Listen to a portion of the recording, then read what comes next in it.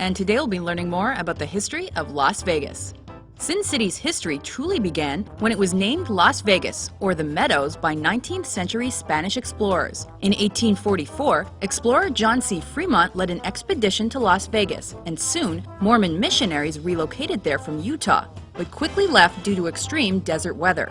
Vegas's population jumped when Nevada was admitted as a state in 1864. It became an important railroad stop between Los Angeles and Salt Lake City, so the Mormons returned and became pillars of the community. The city was officially founded on May 15, 1905, when Senator William Andrews Clark auctioned off land in the area, and on March 16, 1911, Las Vegas was incorporated. However, Nevada banned gambling in 1910, and problems quickly surfaced. The state struggled financially after World War I when its metals were no longer needed. Though a highway linked Vegas to California in 1926, without landmarks or tourist attractions, the city in the middle of the desert offered little to visitors. Soon, Las Vegas became notorious for connections to organized crime and illegal activity as entertainment for travelers. At the height of the Great Depression, construction began on the Boulder Dam, later renamed the Hoover Dam. Unemployed masses flooded Nevada for work and were obliged to live in government-regulated Boulder City as a way to enforce Prohibition-era rules. However, many found ways to blow their paychecks in Vegas.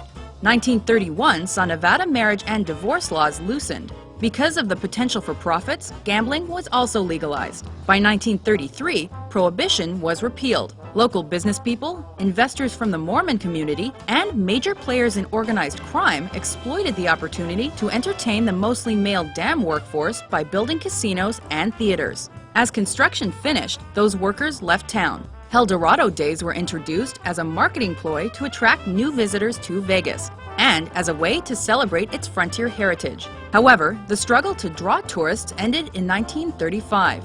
The Hoover Dam became an attraction and provided electricity to downtown Las Vegas. Western-themed Fremont Street, named after the explorer, even earned the moniker Glitter Gulch for its abundance of bright lights.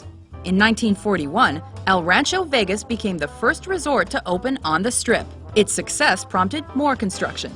When LA cracked down on unlawful gambling in the early 1940s, criminals turned to nearby Sin City. Mobsters like Benjamin Bugsy Siegel and Mo Dalitz opened the door for organized crime ownership of Las Vegas casinos. Siegel pioneered Vegas glam with the Flamingo in 1946, and Dalitz earned the nickname Mr. Las Vegas by opening the Desert Inn in 1950. Mob-owned casinos continued popping up, with funding from groups like Jimmy Hoffa's Teamsters and even the Mormons. Following a federal inquiry, the role of organized crime in legalized gambling was considered safe from government intervention. Even nuclear testing charmed Las Vegas tourists in 1951, and ironically made it a more family-friendly destination.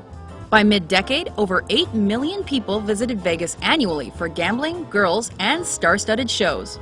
Names like Elvis, Liberace, and the Rat Pack drew huge crowds. This period saw the Vegas color barrier broken after pressure from the NAACP and prominent black entertainers. The Kennedy administration soon chipped away at mob influence in Vegas. Oddball businessman and aviator Howard Hughes further eliminated organized crime when he started buying property in 1966.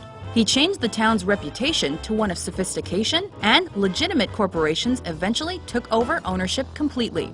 Vegas's population exploded in the 1970s. Though Atlantic City offered gamblers another mecca by 1976, Vegas shifted focus to the mega resort. During the 1980s, deadly hotel fires and a resurgence of mob activity negatively thrust Vegas into the spotlight.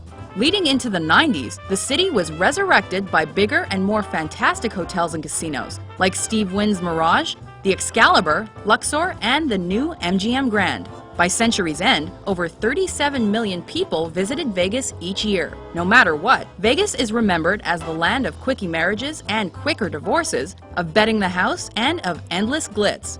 Though it's been reinvented multiple times, one thing remains certain: what happens in Vegas stays in Vegas.